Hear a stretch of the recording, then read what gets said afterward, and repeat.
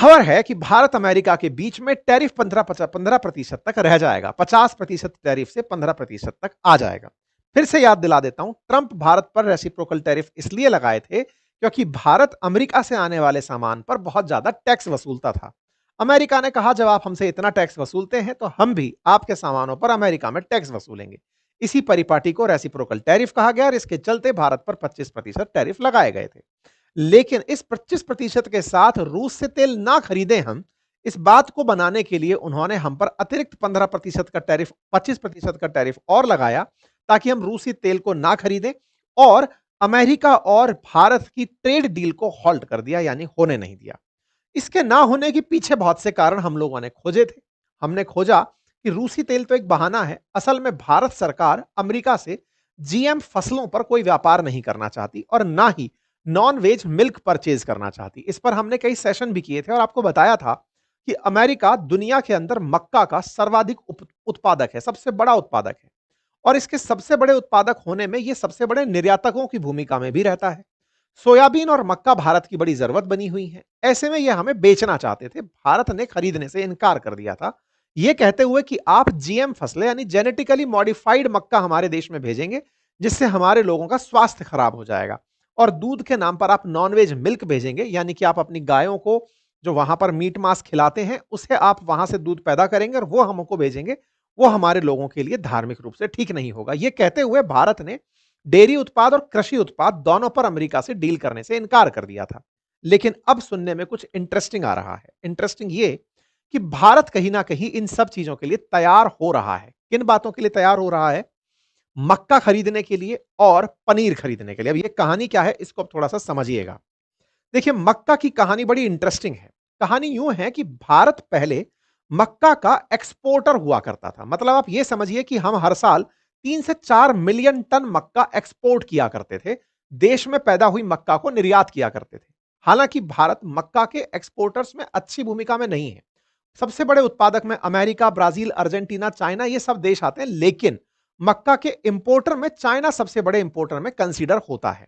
ऐसा क्यों है? क्योंकि मक्का को फीड कराया जाता है पोल्ट्री फार्म में या फिर सुअरों को खिलाया जाता है। ऐसे में पोल्ट्री फार्म या फिर मीट उत्पादन में मक्का का भरपूर उपयोग चीन करता है और वो अमेरिका पर बहुत अधिक निर्भर था।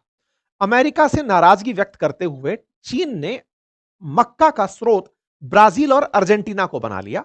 यह बात हमने आपसे पहले भी डिस्कस की थी। इससे अमेरिका के अंदर जो मक्का उत्पादक कृषक थे, जो कि काफी पावरफुल लॉबी है और वो लॉबी ट्रंप के चुनाव क्षेत्र से आती है, उन्होंने अमेरिका की नीतियों को प्रभावित किया।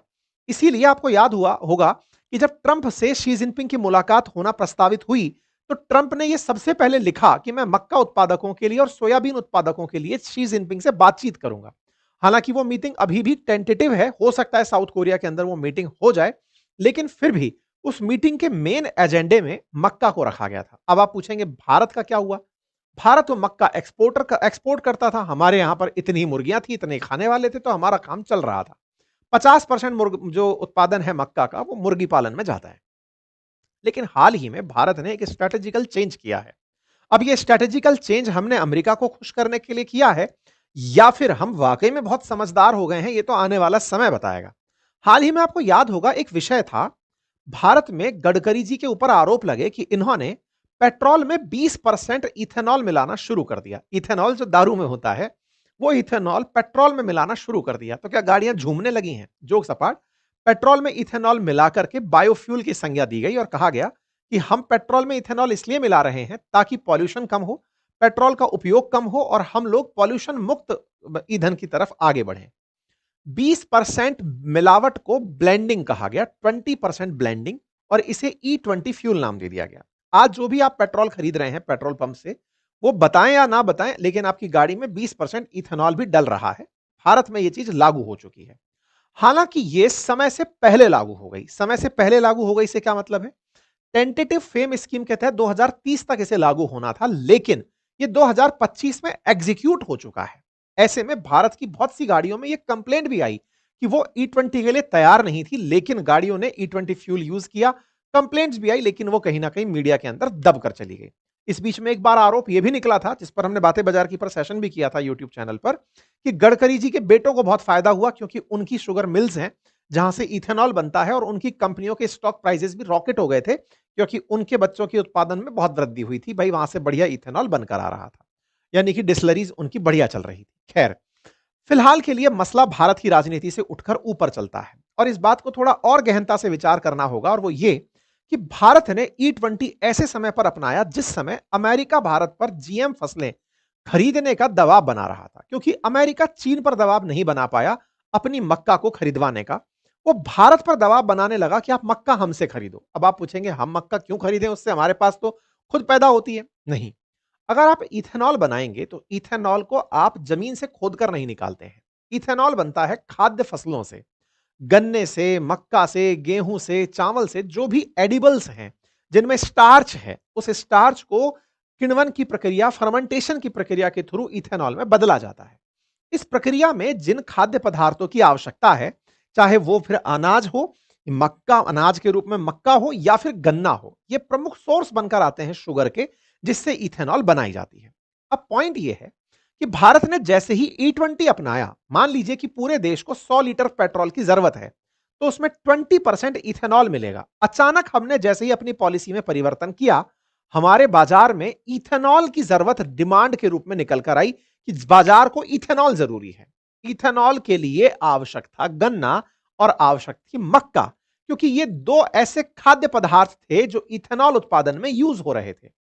प्राइमरीली हम लोग गन्ना यूज कर रहे थे, लेकिन गन्ना पिछली बार कम बारिश के चलते उत्पादन में कमी दे गया। ऐसे में गन्ना से इथेनॉल बनाने पर सरकार ने रोक लगा दी। इस रोक के चलते, ताकि चीनी की कीमतें ना बढ़ जाएं, मक्का को यूज किया जाना शुरू हुआ इथेनॉल उत्पादन के लिए। इंटरेस्टिंग फैक्ट है कि जहां पिछली साल तक भारत मक्का एक्सपोर्ट करता था, इस साल के बजट में हमने उसे इंपोर्ट किया है। मक्का हमारे लिए इंपोर्ट करने वाली वस्तु बन गई, हमने उसे खाद्य के रूप में इंपोर्ट किया। अब आप पूछेंगे ऐसा क्यों, क्या मुर्गियां बढ़ गई? नहीं, अब हम उस मक्का से इथेनॉल बना रहे हैं।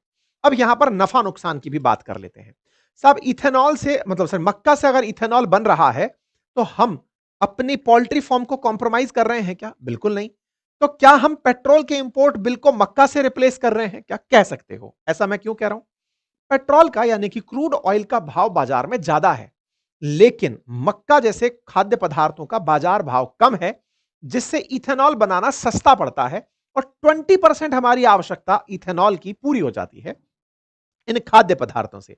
अमेरिका ने भारत में बाजार देखा। अब आप तार जोड़ते जाइए, अपने अंदर के सीआईडी के दया को जगाइए, सोचिए कि क्या भारत ने जबरदस्ती जल्दबाजी में E20 अपनाया? ऐसा मैं क्यों बोल रहा हूं? यहां जब अमेरिका भारत पर जीएम फसलों के लिए प्रेशराइज कर रहा था, क्योंकि अमेरिका में जेनेटिकली मॉडिफाइड मक्का पैदा होती है, जिस मक्का को हम पोल्ट्री फार्म में यूज नहीं कर सकते। हम अपनी मुर्गियों को इसलिए नहीं खिलाते क्योंकि वो उन मुर्गियों में जीन मॉडिफाइड अगर मक्का जाएगा तो हो सकता है मुर्गी खाने वाले लोगों के अंदर कुछ आनुवांशिक विकार हो जाएं। इसलिए ऑल्टरनेटिव रूप से उस मक्का का उपयोग यदि हम इथेनॉल में करें तो ना तो किसी जीव को असर होगा और हमारी E20 की जो जरूरतें हैं इथेनॉल की वो पूरी हो जाएंगी। अगर आप इन सारे तार को जोड़ते हैं तो आप इस पॉइंट तक भी पहुंचेंगे कि अगर इंडिया अमेरिका से मक्का मंगाना शुरू कर देता है तो भारत का एक बहुत बड़ा जो फेम टारगेट है, FAME जो योजना है, उसका टारगेट की E20 ब्लेंडिंग करेंगे, वो पूरा होता हुआ दिखता है। यही कारण है कि इथेनॉल भारत के अंदर इंपोर्ट होने लगी। यह खबर सितंबर के अंदर निकल कर आना शुरू हुई। इथेनॉल के लिए हम लोगों ने मक्का इंपोर्ट शुरू किया। हमने गन्ने की जो डिमांड है उसके ऊपर कटौती करी कि भाई गन्ना हम यूज नहीं करेंगे। ये तमाम खबरें हैं और यहां से निकल करके हमारे पास मक्का के आयात तक के रूप में हम निकल कर आए। भारत ने मक्का इंपोर्ट करना शुरू कर दिया।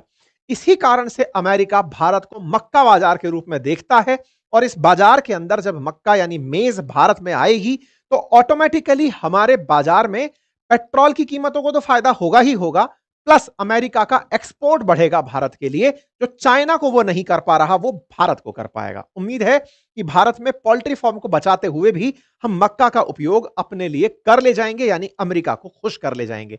यही भारत का इस समय का प्लान है कि अमेरिका के साथ कैसे आगे बढ़ा जाए। बात आती है दूध की कि क्या नॉनवेज मिल्क हम यूज कर पाएंगे। इसके लिए निकल कर आ रहा है कि हम प्रीमियम क्वालिटी का अमेरिका से पनीर इंपोर्ट कर सकते हैं। आप जानते हैं आजकल आए दिन अखबारों में एक हेडलाइन छप रही है कि भारत में पनीर में और मावे में मिलावट आ रही है। अमेरिका भारत को पनीर बेचना चाहता है कि भाई हमसे यहां से सीधा बना बनाया पनीर ले जाओ, हम बढ़िया पनीर आप लोगों को बेचेंगे। तो ऐसे में भारत खाद्य पदार्थों के मामले में जहां किसानों को जीएम फसलें मंगाकर प्रभावित नहीं करना चाहता, क्योंकि वहां से अगर नॉन जीएम या जीएम मक्का आती भी है तो उसका इथेनॉल में उपयोग होगा, जो भारत को ऑटोमेटिक फायदा देगा। दूसरी तरफ मिलावट, क्योंकि ऑलरेडी हमारे पास में मावे की, क्योंकि दिवाली पे हर घर में मिठाई गई है लेकिन इतनी दूध भैंस शायद ना देती हो, इतनी मिठाई कहां से आ गई? तो नकली मावा निश्चित ही एग्जिस्ट करता है, नकली पनीर एग्जिस्ट करता है, हर ढाबे में पनीर बिक रहा है, लेकिन कहां से आ रहा है ये बड़ा सवाल है। तो प्योरिटी के लिए हो सकता है कि आने वाले समय में पनीर के विकल्प को अमेरिका के लिए खोल दिया जाए। ये हेडलाइंस बनकर के चलती हैं।